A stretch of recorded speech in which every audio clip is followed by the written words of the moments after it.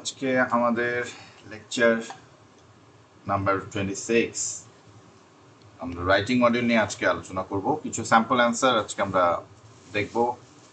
Task 1, task 2, হ্যাঁ, দুটোরই একটু স্যাম্পল অ্যান্সার। আপনারাও লেখার দিকে মনোযোগী হবেন, যেহেতু আমরা রিডিং এর দিকেও গিয়েছি।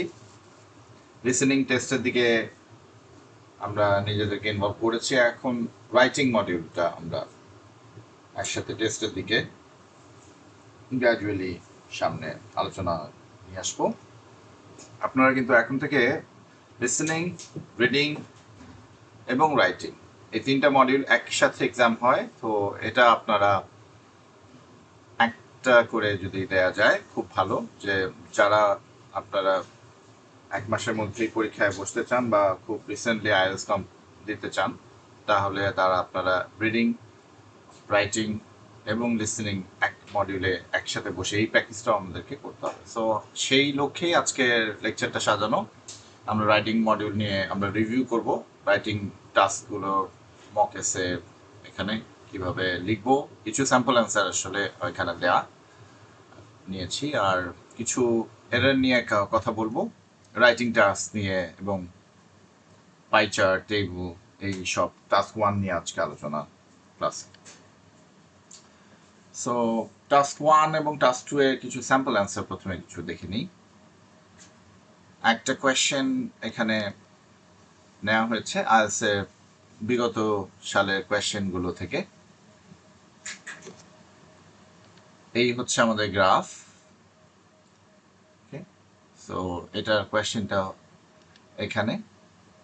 The graph below gives information on the numbers of participants for different activities at one social center in Melbourne, Australia for period 2000 to 2020.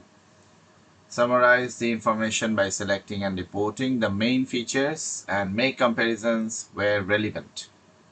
Write at least 150 words. আশা করি আপনাদের সব ধরনের ইনস্ট্রাকশনগুলো মাথায় আছে। আমাদের এই ইনস্ট্রাকশনটা টাস্ক 1-এ এবং আপনার এই ইনস্ট্রাকশনটা আপনারা জানা আছে। সো এই যে আমরা গ্রাফটা যদি আমরা একটু দেখে ফেলি, দেখেন, খেয়াল করেন ওয়াই এক্সিস এবং এক্স এক্সিসে কিভাবে দেয়া আছে। এখানে 2000 সাল থেকে এখানে 5 বছর পর পর 4টা ফেজে এখানে 2020 পর্যন্ত নিয়েছে। আর এখানে film, club, martial arts, amateur dramatics, table tennis, musical performances, এইভাবে 4টা আমাদের দেয়া আছে, তাই তো? মিউজিক্যাল পারফরমেন্সে এটা, টেবিল টেনিসে এটা, অ্যামেচার ড্রামাটিক্সে এটা, তাই না? আমাদের মার্শাল আর্টসে এই লাইনটা গেছে, ফিল্ম ক্লাবে এই লাইনটা গেছে। সো এই লাইনটা দেখেন কোথা থেকে শুরু হচ্ছে। নাম্বার অফ পার্টিসিপেন্টস 2000 সালে কোথায় ছিল এবং 2020 সালে কোথায় গিয়েছে, মাঝখানে এই যে চারটা পয়েন্ট এখানে মার্ক করেছে। এই যে ওভারঅল বিষয়টা আমরা টাস্ক 1-এ দেখেছি যে কিভাবে আমরা প্যারাফ্রেজ করব। কোয়েশ্চেনটা যেটা থাকে, এই যে নোশনটা দেয়া থাকে, এটা হুবহু আমরা লিখবো না, বাট এটার রিসোর্সেস গুলোই আমরা ব্যবহার করব, তাই তো? এই তো ছিল ব্রিফ করে যদি একটু আপনাদের রিভিউ করতে হয়, যে আগে লেখাটাগুলো আমরা লিখেছি অনেকদিন আগে, স্লাইডগুলো দেখেছেন, ক্লাসগুলো নেওয়া হচ্ছে, আজকে সবগুলো নিয়ে আবার একটা কম্পাইলড একটা রাইটিং ক্লাস। সো আমরা এখানে প্রথমে আপনাদের বলেছিলাম আপনারা প্যারাফ্রেজ করবেন, তারপরে ওভারঅল এই প্যারাটা লিখবেন, এরপরে দুটো প্যারাগ্রাফে আপনারা এখানে লিখে ফেলবেন। এই দেখেন আমরা দুটো প্যারাগ্রাফে আলাদা করে, এই আলাদা কিভাবে করবো সেগুলো আজকে আমরা শিখবো, ঠিক আছে? এই লেখাটাতে দেখেন এই যে ওয়ার্ড কাউন্ট 184, তাহলে আমরা ওটাকে যদি একটু দেখে আসি, তো ফার্স্ট আমরা কি করব, ফার্স্ট হচ্ছে আমরা প্যারাফ্রেজ করব। তাহলে ওখানে কি বলা ছিল, ওখানে বলা ছিল the graph below gives information. তা আপনাদেরকে বলেছিলাম যে ভার্বগুলোকে আমরা চেঞ্জ করে দেব, আমরা একই ভার্ব ইউজ করব না, তাহলে ওটা কাউন্টেড হবে না। আপনার কোয়েশ্চেনে যে ভার্ব যেভাবে দেয়া আছে সেই ভার্বটা ব্যবহার করলে সেইটা কাউন্টেড হবে না, এবং একই কথা বললে সেটাও, এটাকে যদি আপনি কপি করে ওখানে লিখেন তাহলে এই ওয়ার্ডগুলো কাউন্ট হবে না, তাহলে আপনার ওয়ার্ড কাউন্ট যদি আবার 150 নিচে চলে আসে সেখানে কিন্তু নেগেটিভ মার্কিং আছে। লিখে লাভ হবে না, লিখা যাবে না এমন না, লিখে কোনো এটার মানে কেন শুধু শুধু লিখবেন, সময়টাও কেন ওয়েস্ট করবেন, এটাকেই আপনি আপনার ল্যাঙ্গুয়েজে কিভাবে লেখা যায়। তাহলে আপনি দেখেন এখানে number of participant for different activities at one social centre, মেলবোর্নে, অস্ট্রেলিয়ায়, ফর দ্য পিরিয়ড, তাই তো? আমরা দেখেন কিভাবে এখানে প্যারাফ্রেজটা আনা। দ্য লাইন গ্রাফ ইলাস্ট্রেটস, ওখানে গ্রাফ ছিল, এখানে আমি লাইন গ্রাফ মেনশন করে দিলাম, আরো ক্ল্যারিফাই করলাম। দ্য লাইন গ্রাফ ইলাস্ট্রেটস, এটা third person singular number, verb S হয়েছে। দ্য লাইন গ্রাফ ইলাস্ট্রেটস, আর যদি এখানে লাইন গ্রাফস হইতো আরো থাকতো, এখানে এখানে যদি এস হতো তাহলে এখানে ইলাস্ট্রেট হতো, তাই তো? The line graph illustrates the number of participants involved in 5 different activities. তাহলে আমি activities গুলোকে এখানে নিয়ে আসলাম। Different activities at the social centers in Melbourne, Australia over 20-year period from 2000 to 2020. দেখেন আমি এখানে এই যে ওভার 20-year পিরিয়ডটা বলেছি, এখানে ওরা এটা বলেছে সেটাকে মেনশন রেখেছি, কিন্তু আমি এখানে আপনার বলেছে ডিফারেন্ট অ্যাক্টিভিটিস বলেছে, এখানে আমি এখানে এটাকে মেনশন করেছি 5টা। তাহলে আমি গ্রাফ থেকে বিষয়টাকে সাম আপও করেছি এবং আমার সোর্স কিন্তু ওই নোশনটা, কোয়েশ্চেনটাকে আমি সোর্স ধরে সেটাকে আমি প্যারাফ্রেজ করেছি। হ্যাঁ, এটা এমন আপনি এটা দেখাতেই পারবেন যে আপনি গ্রাফটা থেকেই এটা লিখেছেন, তাই না? মিলান, গ্রাফটা দেখে মিলান, দেখেন যে মিলবে এটা। তাহলে 5 ডিফারেন্ট অ্যাক্টিভিটিস, ওখানে আমরা যদি গ্রাফে যদি আমরা দেখি, দেখেন এখানে 5টা ডিফারেন্ট অ্যাক্টিভিটিস আছে, সেটা আমরা মেনশন করেছি 1 2 3 4 5। নোশনে 5টা ডিফারেন্ট অ্যাক্টিভিটিস কথা বলে না, যেই জায়গাটা স্পেস থাকবে, গ্যাপটা থাকবে, সেই গ্যাপটাকে স্পেসটাকে আমরা ব্যবহার করতে হবে আর কি। হ্যাঁ, একটু আপনার অবজারভেশন পাওয়ারটা বাড়ালেই এটা আপনি খেয়াল করতে পারবেন, লিখতেও পারবেন। ওকে, তাহলে এখানে আমরা আবারও গ্রাফটা দেখেন ওভারঅল কি জায়গাটা হচ্ছে, সেলস একটু আপনার ইমপ্রেশনটা কেমন দাঁড়াচ্ছে, কোথায় দেখেন এখানে আপনি যদি টেবিল টেনিসে দেখেন সেখানে পার্টিসিপেন্টটা কিভাবে 2020-তে পিক করেছে, তাই না? সামারাইজ যদি আমরা করতে যাই, আবার আমরা যদি অ্যামেচার ড্রামাটিক্সে দেখেন একটা ফল করেছে, এটা শুরু ছিল, এটা মোটামুটি 3rd পজিশনে থেকে লাস্ট পজিশনে চলে আসে এখন বর্তমানে 2020-তে। আবার ফিল্ম ক্লাবে দেখেন এটা স্টেডি একটা গ্রোথ, আবার একটা সময় 2010-এ সময় একটু ফল করেছিল, তারপর আবার এটা স্টেডি। তাহলে এখানে 65-এ শুরু হয়ে মোটামুটি ওভারঅল এটা একটা ওই লাইনেই একটু উপরে আছে, তাই না? একটু নেমে আবার উপরে উঠেছে। তো এই যে বিষয়টা, তাহলে এখানে আপনি ওভারঅল কি সিনারিওটা পাচ্ছেন। So overall the data indicates a shift in popularity, তাই না? তা আমরা পপুলারিটিতে দেখছি কোথাও পপুলারিটি কমে গেছে, তাহলে এই জন্য বলেছি shift. Okay, so the data indicates a shift in popularity. আমরা একটা ফ্রেজ শিখেছিলাম প্যারাডাইম শিফট, ওই প্যারাডাইম শিফট আবার এখানে লিখে দেবেন না, তাহলে কিন্তু ওটা আর একটা মানে ফান্ডামেন্টাল চেঞ্জ কিন্তু এখানে হয় নাই, এখানে পপুলারিটি চেঞ্জ হয়েছে। তাহলে এখানে indicates a shift in popularity, with table tennis and musical performances experiencing the most significant growth, while amateur dramatics saw a decline. Amateur dramatic was the most popular activity in 2000, but it became the least popular by 2020, তাই না? তাহলে আপনি আরেকবার একটু বিষয়টা দেখেন। So এখানে আপনি যদি দেখেন তাহলে এটা কোথায় ছিল পপুলার, অনেকের মধ্যে এই জায়গাটা পার্টিসিপেন্ট আমরা পেয়েছি, সেখান থেকে ফল করেছে। মানে আপনি দুটো আলাদা সেগমেন্টে ভাগ করা, একটা হচ্ছে কোথায় কোনটা ইনক্রিজ করলো আর কোনটা ডিক্রিজ করলো, সেই ইনক্রিজটাকে যদি আপনি মেনশন করেন, দেখেন এখানে মিউজিক্যাল পারফরমেন্স আমরা 2000-এ মিউজিক্যাল পারফরমেন্সে কোনো পার্টিসিপেন্টই পাই নাই, আমরা 2005-এ গিয়ে পার্টিসিপেন্টস আমরা কিছু পাচ্ছি, এবং 2010-এ গিয়ে সেটা এই যে 10 পার্টিসিপেন্টসের মতো, এবং সেটা ইনক্রিজ করে 2020-তে গিয়ে থেকেছে। তাহলে এই দুটো ইনক্রিজ করেছে, আর এটা শার্প ফল করেছে। আর আপনার অ্যামেচার ড্রামাটিক্সের ক্ষেত্রে খেয়াল করেন, অ্যামেচার ড্রামাটিক্স আর ফিল্ম ক্লাবের ক্ষেত্রে ব্যাপারটা স্টিডি। তো ওইটাকে আমরা শুধু দেখব শার্প এইজ নিচ্ছে কোনগুলো, উপরের দিকে এবং নিচের দিকে, সেগুলোকে আমরা তাহলে দুটো প্যারা আলাদা করতে সুবিধা হবে। তাহলে আপনি যখন দেখবেন একটা গ্রাফ, তখন সেখানে প্রত্যেকটা পয়েন্টই কি আপনি মেনশন করবেন? আপনাকে কিন্তু বলেছে সামারাইজ করতে। তাহলে এই বিষয়টা সামারাইজ করতে গেলে যে আমার ইমপ্রেশনটা আসছে, আমরা দুটো প্যারাগ্রাফ আলাদা করবো আমার স্ট্রাকচারটা যেভাবে লিখেছি। তো এই যে এখন আমরা যদি দেখে ফেলি, তাহলে আমরা কি বলেছি, এই টোটাল ওভারঅল বললাম যে অ্যামেচার ড্রামাটিক্স একটা ডেক্লাইন দেখছি। Amateur ড্রামাটিক্স one of the most popular activity এখানে আপনারা দিবেন। Amateur dramatics was one of the most popular activities in 2000, but it became the least popular by 2020. একেবারে সবচেয়ে লিস্ট পপুলার, এটা কিন্তু লাস্ট না, লিস্ট। ওকে, সো এই জায়গাটা আমরা দেখছি, একটা হচ্ছে বেস্ট, একটা হচ্ছে মোস্ট, আর একটা হচ্ছে লিস্ট।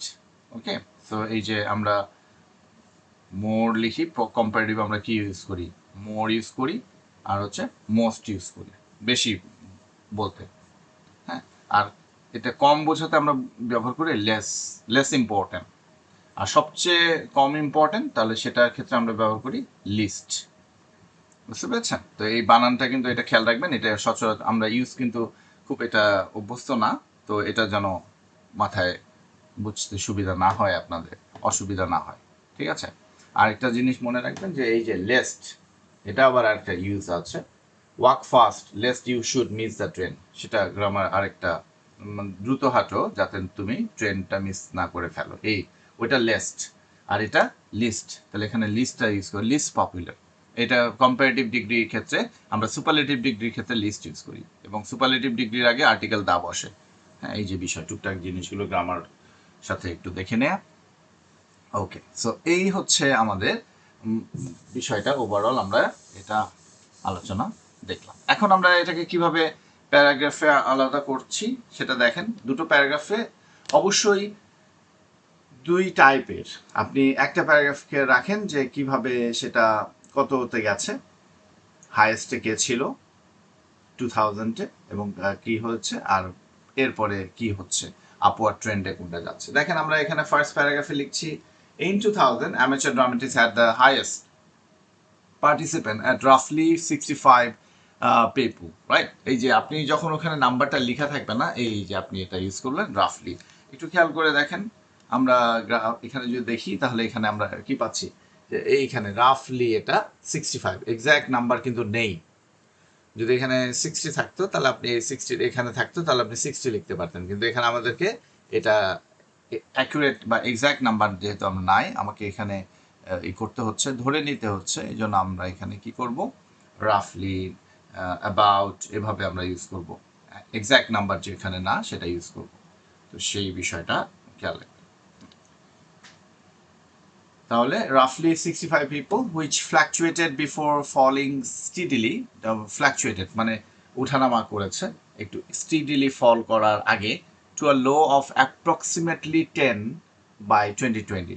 দেখেন এখানে কিভাবে কথাটা লেখা, to a low of approximately 10টা পার্টিসিপেন্ট এখানে নেমে গেছে। এই যে দেখেন এখানে আমরা এখানে এসে অ্যাপ্রক্সিমেটলি 10-এ গিয়ে 2010-এ গিয়ে আমার পার্টিসিপেন্ট এখানে নেমে গেছে, তাই তো? তো সেই বিষয়টা আমরা বলছি। ওকে, সো কনভার্সলি এখানে আবার ইউজ করছি কনভার্সলি, অন্যদিকে অপোজিট ভাবে যদি আমরা এখানে ব্যবহার করি, table tennis started at around 15 participants and saw a dramatic steady increase, ending as the most popular activity with over 60 participants। তাহলে আমরা এখানে একটা দেখালাম যেটা শুরু করেছিল হাইয়েস্ট দিয়ে, আর আরেকটা শুরু করলাম যেটা আমাদের টেবিল টেনিস, যেটা শুরুর সময় মানে পার্টিসিপেন্ট ছিল। আরেকটা আমাদের পারফরমেন্স, ওখানে পার্টিসিপেন্টই ছিল না, এখানে কোনো মিউজিক্যাল পারফরমেন্সের পার্টিসিপেন্টসই ছিল না। আমরা টেবিল টেনিস এখানে যে 4টা দৌড়ানো শুরু করছে, তার মধ্যে ওকে দিয়ে শুরু করলাম আর একে দিয়ে এক প্যারাগ্রাফে শুরু করলাম। মানে বিভিন্নভাবে আপনি উপস্থাপন করতে পারেন, এটা তার মধ্যে একটা ওয়ে। এরপরে আমরা আরেকটা প্যারাতে যাচ্ছি। প্যারাতে এবার বলছি musical performances also showed a strong upward trend rising from roughly 35 participants in 2000 to over 50 by 2020. Film club participation fluctuated throughout the period, starting at around 40, dipping and then recovering. এখানে এখন দেখেন একটু আপনার আমরা ফিল্ম ক্লাবের এটা না, এটা আপনার যে অ্যামেচার ড্রামাটিক্স এর কথা বলছি। হ্যাঁ, এটা অ্যামেচার ড্রামাটিক্স। ফিল্ম ক্লাব তো প্রথমেই লিখলাম। হ্যাঁ, তো সেই জায়গাটা আর কি। ওকে, সো আমরা এখানে যেটা দেখছি যে এই যে অ্যামেচার ড্রামাটিক্স, এইখানে এটা এই যে ফিল্ম ক্লাব, এটা একটু করে নিতে হবে, এটা অল্টার হয়েছে। Dipping and then recovering to nearly 50 by the end of the period. Finally, martial arts saw a slight decline from about 35 to 25 participants, having dipped to its lowest point around 2010. আচ্ছা, এই তো গেল মোটামুটি আমরা একটা লিখলাম।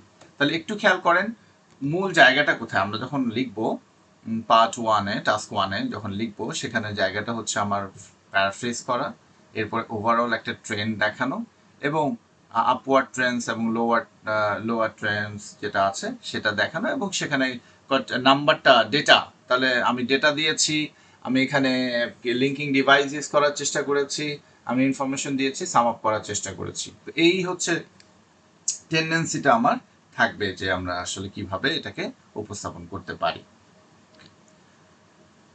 তাহলে আবার একটা দেখি আমরা এবার টাস্ক 2 এর একটা রাইট আপ দেখবো এখন।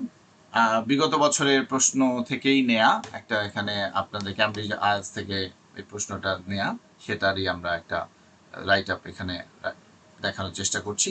Some people think that competition at work, at school and in daily life is a good thing. Others believe that we should try to cooperate more rather than competing against each other.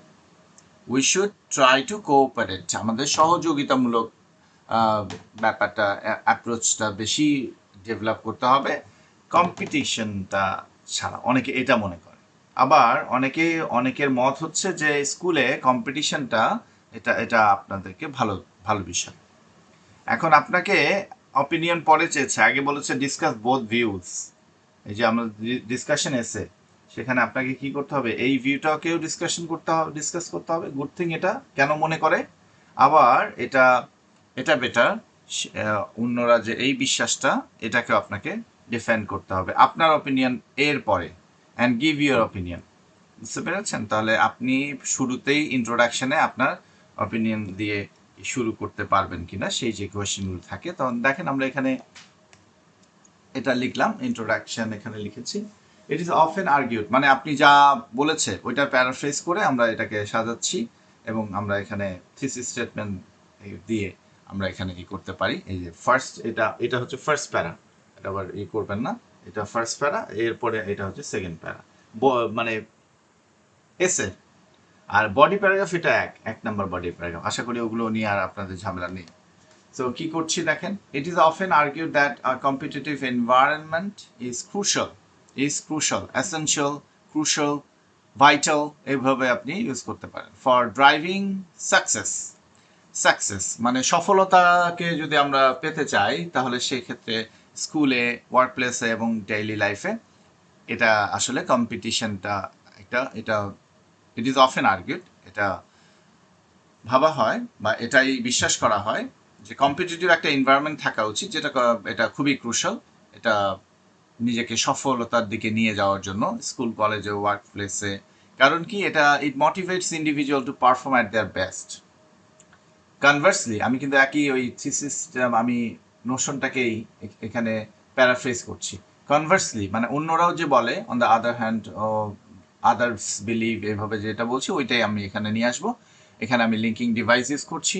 Conversely, others believe that fostering একই যে employing fostering এটা ত্বরান্বিত করা fostering cooperation is a more beneficial approach দেখেন ওখানে আমি বলেছি crucial এখানে বলেছি বেনিফিশিয়াল ঠিক আছে এটা বেশ উপকারী এটা মোর বেনিফিশিয়াল অ্যাপ্রোচ এখন আপনাকে ওয়াইল আই অ্যাকনলেজ আপনি এখানে দুটোর কথাই বললেন দুটোর স্টেটমেন্ট নিয়ে আসলেন ডিসকাস বোথ ভিউ আপনি তো ডিসকাস করবেন এবং আপনি এখানে বলছেন ওয়াইল এখন আপনার অপিনিয়নটা while I acknowledge the role of competition is in fostering personal achievement এটাকে আমি অ্যাকনলেজ করি I believe that a cooperative approach leads to more sustainable long-term outcomes and better mental well-being তাই না দেখেন এখানে আমি এটাকে কি করেছি এখানে আমি এভিপি ফর্মুলাটা ইউজ করেছি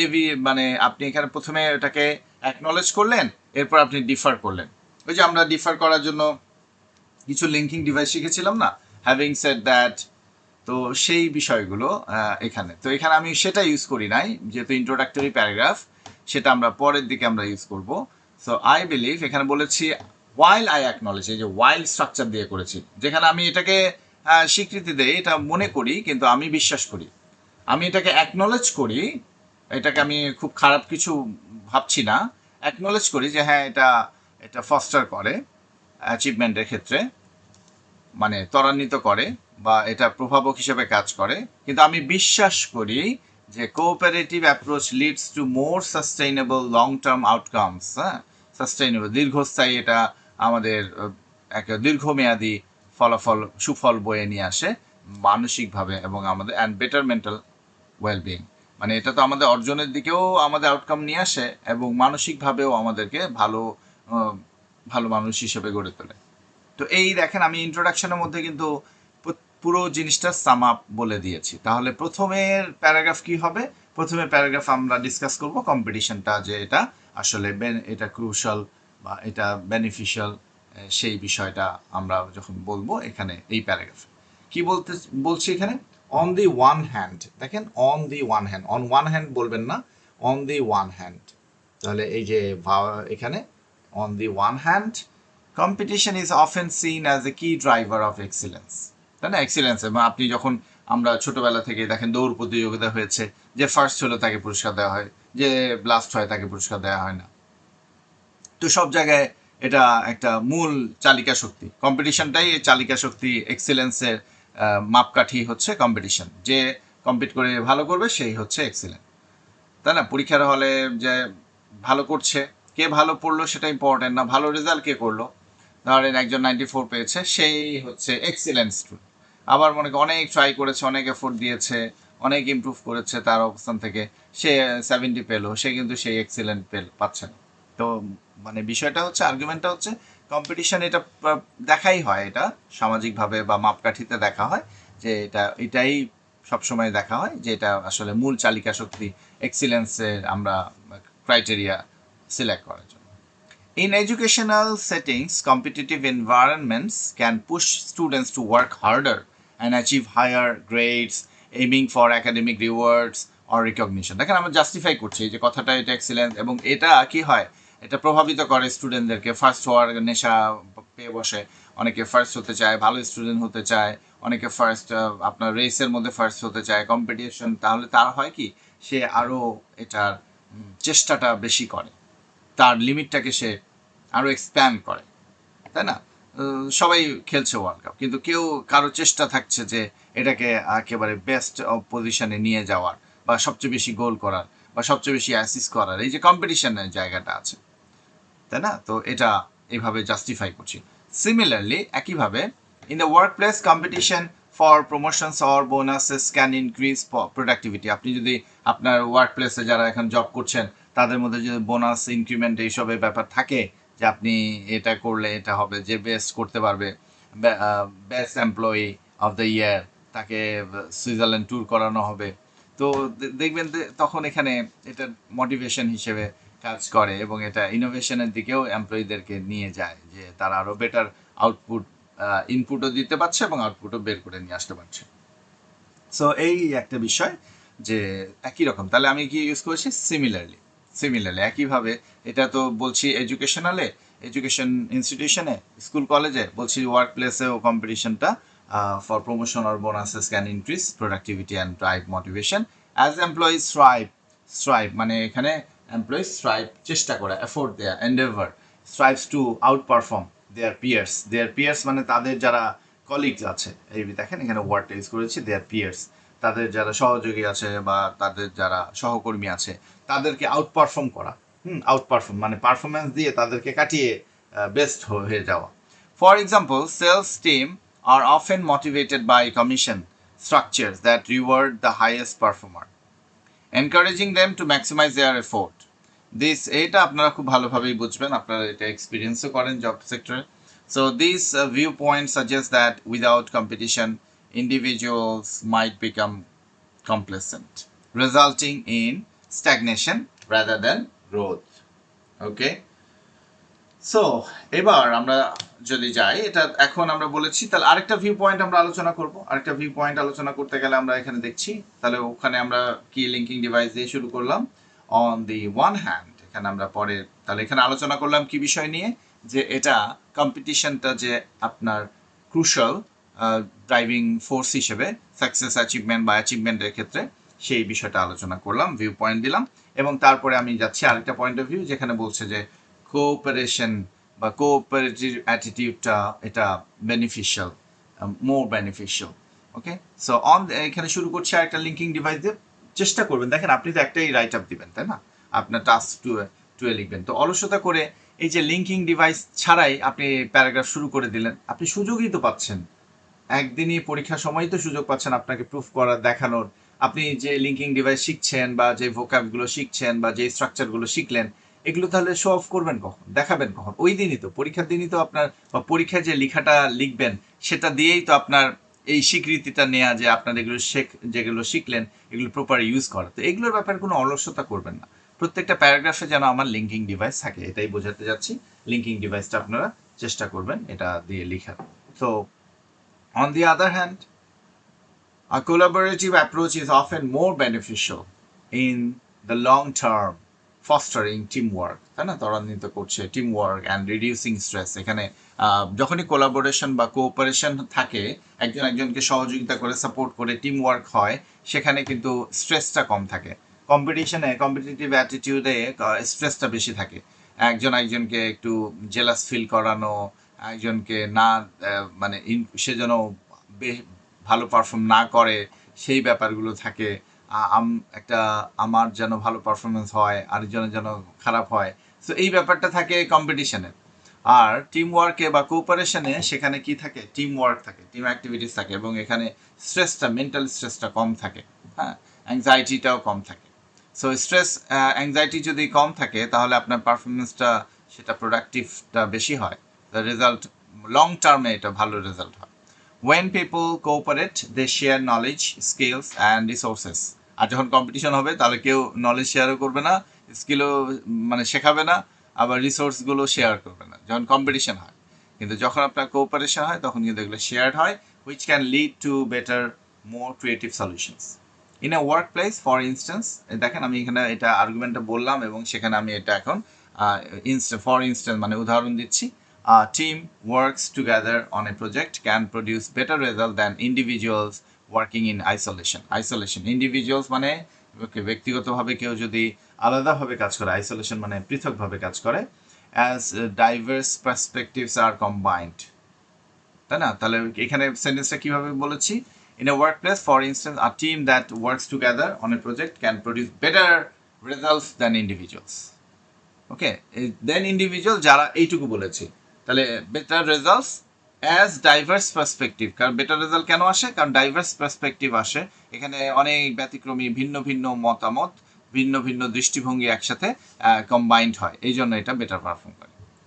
ফার্দার মোর মানে আরও অ্যাড করছি, এখানে প্লাস উই আর অ্যাডিং, সেই জন্য আমরা এখানে ইউজ করছি কি ফার্দার মোর, এটা আরেকটা linking device. Further more excessive competition can lead to demotivation and burn out, এটাতে অনেক বার্ন আউট হয়, মেন্টালি অনেক স্ট্রেস হয়। এই বার্ন আউটটা আমরা ইউজ করি স্ট্রেসের ক্ষেত্রে, মেন্টাল স্ট্রেসের ক্ষেত্রে আমরা বার্ন আউট আমরা ইউজ করি, হ্যাঁ।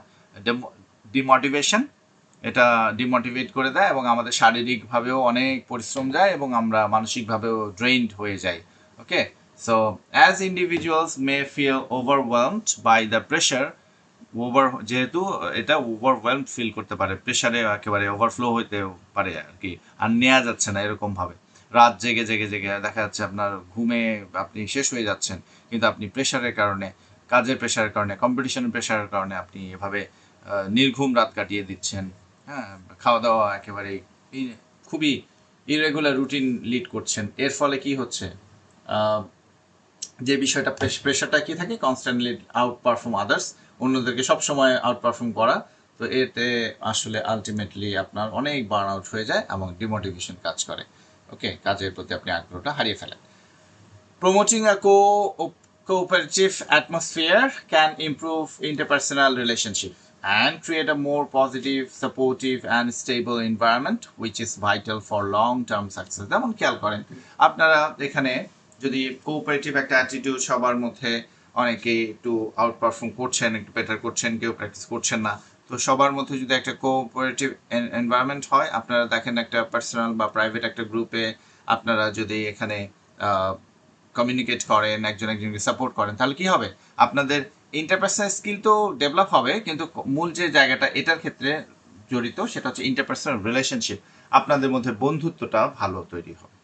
And create a more positive, supportive, তাই না? তাহলে আপনার একটা কিন্তু মনে করেন চেইন তৈরি হয়ে যাবে, ওয়ার্ক ফোর্সের একটা চেইন তৈরি হয়ে যাবে। If you become cooperative, win win সিচুয়েশনে যদি আপনি নিজেকে নিতে পারেন, তাহলে আপনি বিভিন্নভাবে সাপোর্টেড হবেন, আর একটু পজিটিভ এনভায়রনমেন্ট আপনি খুঁজে পাবেন, যে এনভায়রনমেন্টে, এমন একটা এনভায়রনমেন্ট যেখানে একজন একজনকে সাপোর্ট করছে। বুঝতে পেরেছেন? তাহলে এখানে কোঅপারেশনের মাধ্যমে, একজন একজনকে সহযোগিতা করার মাধ্যমে আপনি সহযোগিতার, ভবিষ্যতের জন্য সহযোগিতার জায়গাগুলো, পকেটগুলো কিন্তু আপনি তৈরি করে রাখছেন। সো এটা ইন্টারপার্সোনাল রিলেশনশিপকে ডেভেলপ করে and create a more positive, supportive and stable environment which is vital for long term success. আর দীর্ঘমেয়াদী সফলতার জন্য এটা খুবই ভাইটাল, মানে খুব আমরা ইম্পর্টেন্ট ইউজ করিনি, ভাইটাল ইউজ করেছি। ঠিক আছে?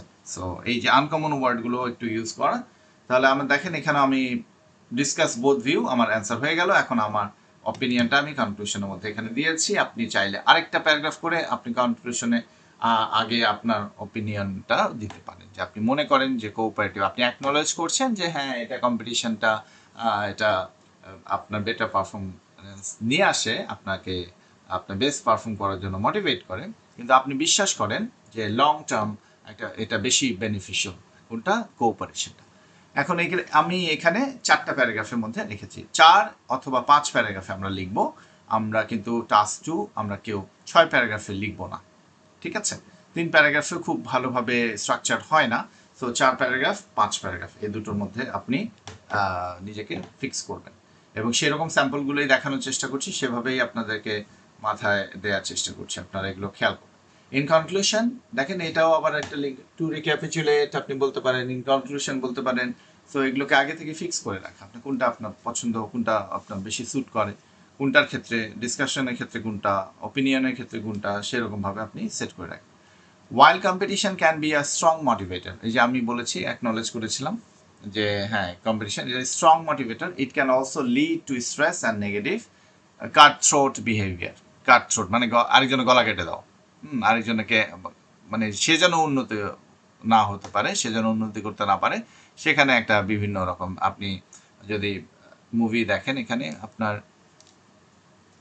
মুভিটা হচ্ছিল 3 ইডিয়টস, না, 3 ইডিয়টসের মুভিটা, সেখানে আপনি দেখবেন যে ওখানে কিভাবে অন্যরা যেন ভালো রেজাল্ট না করতে পারে, সেজন্য তাদেরকে বিভিন্নভাবে ডিস্ট্রাক্ট করার একটা প্রবণতা দেখা, যে এই যে কাটথ্রোট বিহেভিয়ার, তাহলে এটা একটা আপনি ফ্রেজ ইউজ করতে পারেন, cutthroat behaviour. A cooperative approach, however, promotes teamwork, innovation, and better relationships. একটু আগে আমি কি বলেছিলাম, ইন্টারপার্সোনাল রিলেশনশিপ, আর এখানে বলছি and better relationships.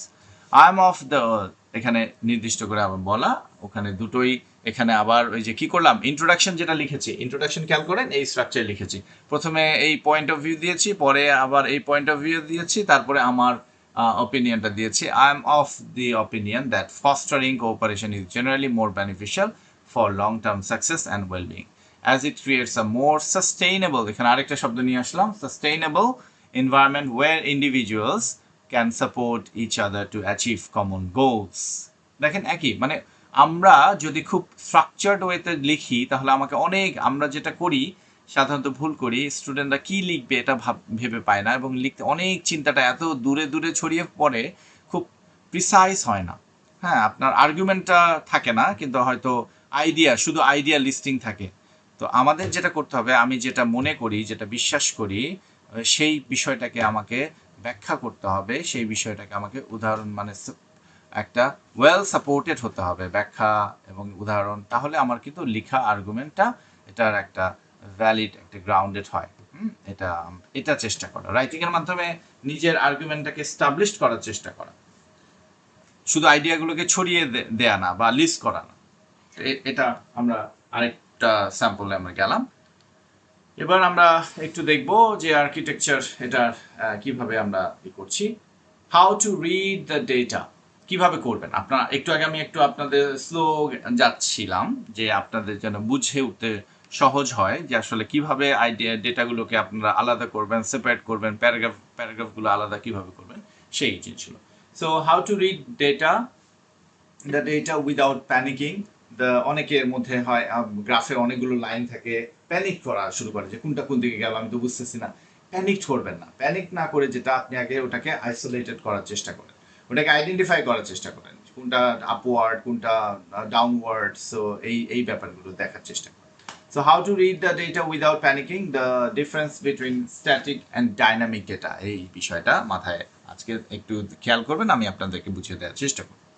When students see two pie charts or a massive table, their first instinct is to translate every single slice or cell into a sentence. এটা করবেন না।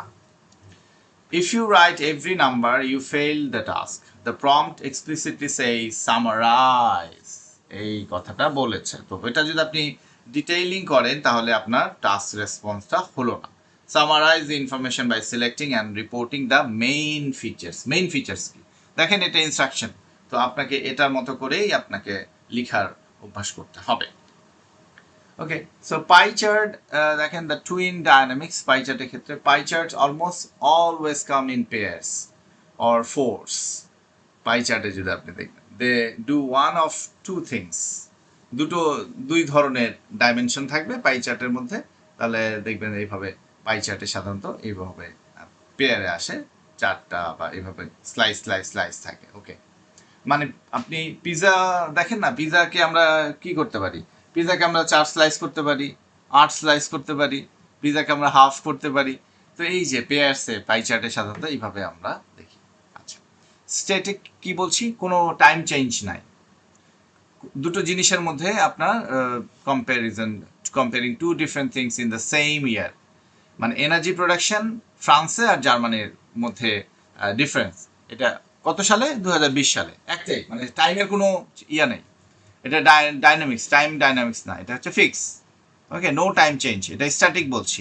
আর টাইম চেঞ্জ দেখবেন আপনার এই যে এখানে বলছে 2000 থেকে 2020, তাহলে 2000 সালে একরকম, 2005-এ একরকম, 2010-এর ডেটা আলাদা, 2020-এর ডেটা আলাদা, মানে একটা ট্রেন্ড।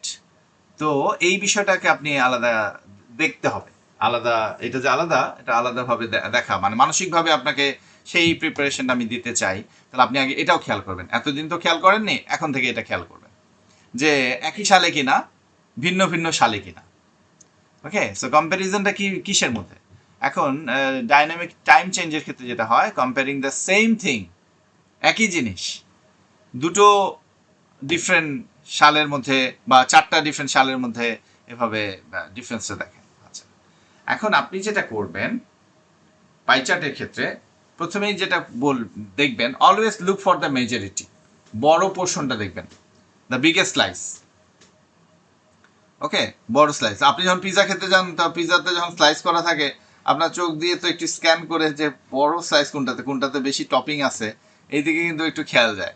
তো আপনি যখন লিখবেন তখনও সে একই কাজটা করতে হবে, আপনার বড় স্লাইসটার দিকে আগে খেয়াল করবেন, the biggest slice. Minority, the smallest slice. অনেকেই থাকবে যে হোস্ট আছে বা যিনি করছেন, সে দেখছে যে আসলে অনেক কম পড়ে যেতে পারে, সে বলে যে আমি আসলে এটা খুব বেশি খাই না, সে আরো ছোট করে কেটে নেয়। এটা হচ্ছে স্মলেস্ট সাইজ। তো আপনার মাইনরিটির দিকে আপনাকে এই করতে হবে। The major shift, the slice that grew or shrank the most. স্লাইসটা কোথায় মানে শিফট যদি হয়, তাহলে আগের স্লাইসে কেমন ছিল, আগের যে পাই চার্টে দুটো পাই চার্ট যদি পাশাপাশি দিয়ে কম্পেয়ার করে, যে 2000 সালের, এটা 2020 সালের, তখন আপনি কি করবেন যে এইখানে ধরেন মানুষের আগে টেলিভিশন দেখার স্লাইসটা ছিল 70%, এখন দেখা যাচ্ছে স্মার্টফোন ইউজ করা বা টেলিভিশনের এই স্লাইসটা কমে গেছে, এখন 20% মানুষ টেলিভিশন দেখে। এরকম মানে বোঝাচ্ছি যে দুটোর মধ্যে কম্পারিজন যদি দেখেন, তাহলে আপনি দেখবেন যে কোনটা বাড়ছে কোনটা কমছে। টেবিলের ক্ষেত্রে আপনাকে যেটা করতে হবে, দ্য টেবিলটা তো দ্য ডেটা ওভারলোড ট্র্যাপ, এখানে টেবিলের মধ্যে অনেক ডেটা দেওয়া থাকে। So tables are visually overwhelming because they lack colours and lines. Okay, টেবিলের মধ্যে তো কোনো কালার দেওয়া থাকে না, একটা টেবিলের মধ্যে শুধু লিস্ট করা থাকে, অনেকগুলো ডেটা ইনফরমেশন দেওয়া থাকে, বুঝতে পারছেন তো? টেবিলের মধ্যে ধরেন এই ধরনের 3টা কলাম দিয়ে রাখছে, এভাবে এভাবে এভাবে শুধু ডেটা ডেটা ডেটা ডেটা দিয়ে রাখছে, তাই না? এখানে কোনো কালার স্লাইস এভাবে তো আলাদা করা থাকে না। সো এইটার ক্ষেত্রে টেবিলকে কি করবেন, হিট ম্যাপ হিসেবে ট্রিট করেন। During the first 2 minutes student must highlight the highest number. তাহলে এখানকার মধ্যে হাইয়েস্ট নাম্বার কোনটা, ওইটাকে আপনি হাইলাইট করেন। হাইয়েস্ট নাম্বার ধরেন এই ধরনের যদি আলাদা আলাদা হয়, তাহলে হাইয়েস্ট নাম্বারটা কত সালে, এখানে মনে করি সাল, একটা সালে আছে, তাহলে এইটার হাইয়েস্ট নাম্বার এইটা, এটার হাইয়েস্ট হচ্ছে এই সময় ছিল, এইভাবে আপনি আলাদা করে হাইলাইট করেন। During the first 2 minutes student must highlight the highest number in each column. Column মানে এই যে এই কলাম, আর রো মানে হচ্ছে এই দিকে, এটা হচ্ছে রো আর এটা হচ্ছে কলাম, এইটা কলাম, এই কলাম, আর এটা হচ্ছে row, row second row, third row, fourth row, বুঝতে পেরেছি? তো এই কলাম আর রো বিষয়টা ভার্টিক্যাল আর লঙ্গিজ, এই যেটা হচ্ছে আলম আনুভূমিক যেটা, হ্যাঁ, ভার্টিক্যাল। আচ্ছা, so during the first 2 minutes student must highlight the highest number in each column and underline the lowest number. একটা হচ্ছে হাইলাইট করবেন আর একটা হচ্ছে আন্ডারলাইন করবেন লোয়েস্ট নাম্বার।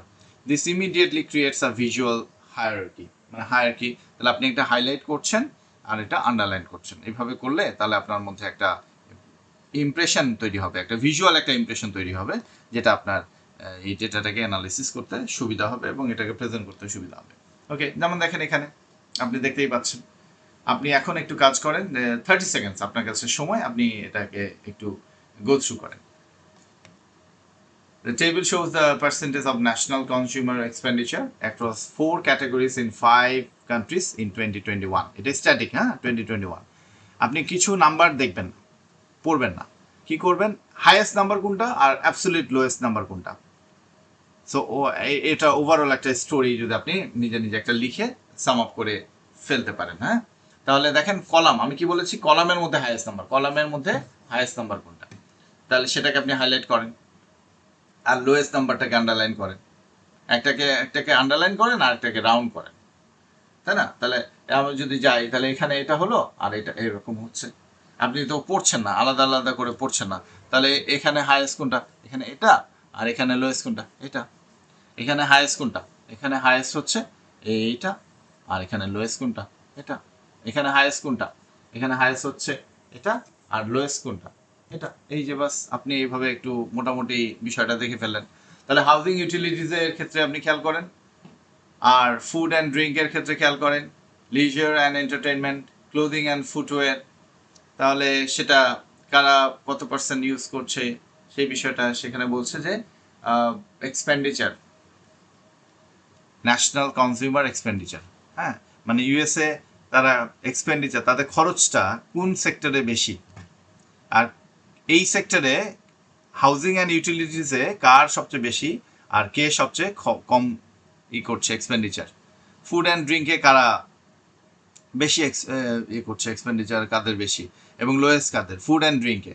লিজার অ্যান্ড এন্টারটেনমেন্টে দেখেন সেখানে, তাহলে একটা ট্রেন্ড পাচ্ছেন না, তাহলে একটা নেশন কোথায় ইনভেস্ট বেশি করতেছে আপনি খেয়াল করতে পারছেন। এই হচ্ছে এটার টেকনিক। আচ্ছা, এটা টেবিলে ক্ষেত্রে। ওকে, তাহলে এখন খেয়াল করেন আমরা যেগুলো দেখেছি by this time, the maximums, the heavy weights, India spending on food and drink 45% and the US is spending on housing 34%. So highest. R minimum দেখেন, মিনিমাম যেটা ইউজ করে ইন্ডিয়া স্পেন্ডিং ক্লোদিং এ 4% আর লিজারে 5%। ইন্ডিয়া, তাহলে আপনি দুই জায়গায় পড়েছেন, India দুইখানে lowest পড়েছে, একটা 4% 5% এর লোয়েস্ট। ওকে, সো হাইয়েস্ট ওখানে দেখেন ইন্ডিয়া মোটামুটি তিনটা জায়গায় আমরা ইয়াতেও পাচ্ছি, আমরা হাউজিং এও ইন্ডিয়া সবচেয়ে কম, আমরা লিজার এন্টারটেনমেন্টেরও সবচেয়ে কম, এবং ক্লোদিং ফুটওয়্যার তারা কিসে বেশি, ফুড অ্যান্ড ড্রিঙ্কে বেশি। আমরা ইউএসএ কে দুই জায়গায় হাইয়েস্টে পেয়েছি, খেয়াল করেছেন? আমরা হাউজিং ইউটিলিটিসে পেয়েছি এবং লিজার টাইম ওরা লিজার অ্যান্ড লেজার অ্যান্ড এন্টারটেনমেন্ট ওরা সবচেয়ে বেশি খরচ করে, তাই না? তো এই বিষয় হাইয়েস্ট আর লোয়েস্ট আমরা এই ট্রেন্ডটা পেয়ে গেলাম, কে সবচেয়ে বেশি খরচ করে আর কে সবচেয়ে কম খরচ করে। বুঝতে পেরেছেন? বেশি ফুড ড্রিঙ্কে কে খরচ করে, আর এখানে আমরা পেয়েছি জাপান খরচ করছে ক্লোদিং অ্যান্ড ফুডওয়্যারে বেশি এদের মধ্যে। তাহলে এই তো আমার ডেটা আমরা পেয়ে গেলাম। সো কোর ট্রেন্ড কি দাঁড়ালো? এটা developed Nations like USA, UK, Japan allocate the largest portion of their budgets to housing, whereas developing nations, India, Brazil, spend the vast majority of their income on basic necessities like food and drink. তাহলে যারা developing countries তারা food and ড্রিঙ্কে তারা বেশি, মানে আপনার যেটা basic necessity, যেটা daily necessities বলেন, এগুলোতে তাদের খরচ বেশি হয়, যেখানে কিনা মানে লাইফস্টাইলটা বেটার কোথায়, ডেভেলপ নেশনসে, সেই জায়গাগুলোতে তাদের খরচের পরিমাণটা বেশি। ওকে, সো এখান থেকে দেখেন আপনি একটা ট্রেন্ডও কিন্তু গেস করতে পারবেন। আপনি যদি কোনো কান্ট্রিতে সুইচ করেন, কোনো কান্ট্রিতে থাকতে যান, তাহলে আপনি কিন্তু একটা ট্রেন্ড পাচ্ছেন যে কোথায় আপনার খরচটা, কোন দেশে গেলে কোন সেক্টরে আপনার বেশি লাগবে, সেটাও কিন্তু আপনার একটা আইডিয়া হয়ে যায়, তাই না? Okay, so the single biggest differentiator between band 6 and 8 in coherence and cohesion, আপনি এই সিসিতে বুঝতে পেরেছেন আপনি কিভাবে ধারাবাহিকভাবে লিখছেন, এটা কিন্তু অনেক ভ্যারি করে। একদম বেসিক লেভেল স্টুডেন্ট ধারাবাহিকতাটা মেইনটেইন করতে পারে না। আপনি দেখেন এখানে, if a student writes A was 10, B was 20, C was 30, mechanical একটা রিপোর্টিং, তাই না? Data must be grouped in logical paragraphs. Grouping by size, কিভাবে গ্রুপ করবেন, আলাদা করবেন কিভাবে? Best for static pie chart, static যেটা একেবারে স্থির থাকে, যেটা সাল ডিফারেন্ট সালে হয় না। So if comparing France and Germany's energy, body প্যারাগ্রাফে কি করবেন? Heavy weights, group the dominant data, compare fossil fuels and nuclear power for both countries because they make up 70% of the chart. মানে একটা চার্টকে এটা করে আমরা এটা করেছি। তো বডি প্যারাগ্রাফ 2 এ আমরা কি করছি? Light weight, the smaller data, compare solar, wind and hydroelectric which make up the remaining 30%, মানে কোনগুলোতে কম খরচ হচ্ছে, কোনগুলোতে বেশি খরচ হচ্ছে। গ্রুপিং বাই ট্রেন্ড, এটা ট্রেন্ড অনুযায়ী যদি আমরা গ্রুপ করি, সেটা কখন করব? ডাইনামিক টেবিলের ক্ষেত্রে, ডাইনামিক চার্টের ক্ষেত্রে আমরা ট্রেন্ড অনুযায়ী আমরা করব। বডি প্যারাগ্রাফ 1 এ আমরা বলবো যে all the category that increased over the 20 years, মানে এটা আমরা যদি স্ট্যাটিক হয়, এটা যদি আবার স্ট্যাটিক না হয়ে ডাইনামিক হয়, মানে ডিফারেন্ট সালে দেয়া আছে, তখন আমরা দেখব ট্রেন্ডটা কি, মানে কোনটার দিকে মানুষ ঝুঁকছে বেশি, কোনটার পপুলারিটি বাড়ছে আর কোনটার পপুলারিটি কমছে। এই হচ্ছে আমার, যদি আমার সেটা ডাইনামিক টেবিল বা চার্ট হয়, তাহলে আমি সেটা ট্রেন্ড ফলো করে লিখব। আর যদি আমার কি হয়, স্ট্যাটিক যদি হয়, তাহলে সেটা আমরা হেভি ওয়েটস গুলো, মেইন ডমিনেন্ট ডেটাগুলো নিয়ে আমরা আলাদা গ্রুপিং করবো, আর লোয়েস্ট ডেটাগুলো নিয়ে আমরা আরেকটা প্যারাগ্রাফ করবো। তো এইটা একটা টেকনিক, আপনি এটা করতে পারেন। আর ওভারভিউ প্যারাগ্রাফ কিভাবে করবেন? হ্যাঁ, ওভারভিউ এটা আসলে সবচেয়ে উল্লেখযোগ্য জিনিস। আপনি কতটুকু বুঝতে পারলেন, মানে পাই চার্ট এটা দেখানোর মাস্তানি করার, বা আপনার এক্সপার্টাইজ ডেভেলপ হয়েছে, বা আপনি আপনার এফিসিয়েন্সি কম্পিটেন্স লেভেল আপনি যদি দেখাতে, শো অফ করতে চান, এই আপনার ওভারঅল যে প্যারাগ্রাফটা, এটা আপনি সেখানে সুন্দরভাবে, যত সুন্দর প্রেজেন্ট করতে পারবেন, আপনার লেখার ইমপ্রেশনটা তত ভালো হবে এবং আপনার লেখাটাও সহজ হয়ে যাবে। তাহলে খেয়াল করেন এখানে আমরা বলছি the overview is the most important paragraph in task 1. If it is missing or just copies the data, the student cannot score above band 5. এটা আমার অপিনিয়ন টাস্ক অ্যাচিভমেন্টে এর বেশি দেওয়াই যাবে না বা দেই না আমি সাধারণত। So overall it is clear that main trend, overall কি বলবেন, ওভারঅল বলে আপনি বলবেন ইট ইজ ক্লিয়ার দ্যাট, তাহলে এখানে লার্জেস্ট গ্রুপ অথবা মেইন ট্রেন্ডটা দিবেন, ওয়াইল সেকেন্ডারি ট্রেন্ড অথবা স্মলেস্ট গ্রুপ, এইভাবে আপনি লিখে দিলেন, বাস হয়ে গেল। যেমন একটা উদাহরণ এখানে দিয়েছি, overall it is clear that while fossil fuels constituted the primary energy source in both nations, Germany saw a significant shift towards renewables over the periods, whereas France remained heavily reliant on nuclear power. Okay, so এইভাবে আমরা একটা overview দিতে পারি। Overview অবশ্যই task 1 এ দিতে হবে, ভালো band score যদি অ্যাচিভ করতে চান। ওভারভিউ আপনি ওখানেই লিখবেন, প্যারাফ্রেজ করবেন, তারপর একটা ওভারভিউ, তারপরে দুটো প্যারাগ্রাফ আলাদা করে ফেলবেন, যেগুলো আমরা এর আগে স্যাম্পলগুলো আছে আমাদের, আমরা শিখেছি। আপনি কিভাবে লেক্সিক্যাল রিসোর্সেস এবং গ্রামাটিক্যাল রেঞ্জটাকে আপগ্রেড করবেন, যেটা আমাদের করতে হবে, যেটার জন্য মার্কস আছে। সো আপনি কি করবেন, complex data logically the task test takers need the language to compare them in the same sentence. তাহলে সেখানে আমরা কিভাবে করতে পারি দেখেন, এখানে কিছু এক্সাম্পল রেখেছি। আপনি went up, was higher এইভাবে ইউজ করবেন না, হ্যাঁ, ম্যাথমেটিক্যাল রিলেশনশিপে ক্ষেত্রে ব্যবহার করবেন। যেমন এখানে বলছেন আ থার্ড অফ, ফ্র্যাকশনের ক্ষেত্রে a third of, a quarter of, রাফলি half, 3/4। So car sales were 25% and bike sales were 50%, এভাবে দিলেন। তো আপনি এটা না বলে আপনি সেটাকে যদি বলেন bike sales accounted for exactly half the market, এই যে বাইক সেল 50% না, তাহলে half the market, which was double the proportion of car sales. Car সেলের ইয়াটা মানে যেটা হচ্ছে ডাবল, কার সেলে 25%, সেটা ডাবল। আপনি অন্যভাবে ঘুরিয়ে কথা বললেন, দেখেন, মানে আপনি বলছেন bike sell accounted for exactly half of the market, মার্কেটের যে ইয়াটা হয় রেভিনিউ জেনারেট হয় তার অর্ধেকই হচ্ছে বাইক সেলের মতো। আপনি 1/4 বলতে পারতেন, কোয়ার্টার, যে কার সেলে আপনি কি বলেছেন, এই যে বাইক সেলেরটা যে 50%, যেটা কিনা ডাবল দ্য প্রপোর্শন অফ কার সেলের যে ডাবল, ওটা আবার ব্র্যাকেটে আপনি লিখে দিচ্ছেন। 50%টা লেখার দরকার নাই, 50% হাফ দিয়ে তো বোঝাই যাচ্ছে, এখানে এইটা আপনি লিখে দিলেন। তাহলে এইটাকে ধরে বোঝা গেল ডাবল, এর ডাবল কত, সেইটা হচ্ছে আপনার মার্কেটে বাইক সেলের, এবং বাইক সেলটা হচ্ছে 50%, এভাবে মিলিয়ে দিতে পারেন। অথবা আপনি এটা ইউজ করতে পারেন 2-fold, 3-fold, 10 times, 3 times, এভাবে ব্যবহার করতে পারেন। যেমন আপনি বলছেন expenditure on healthcare in the USA was 3 times higher than that of the UK.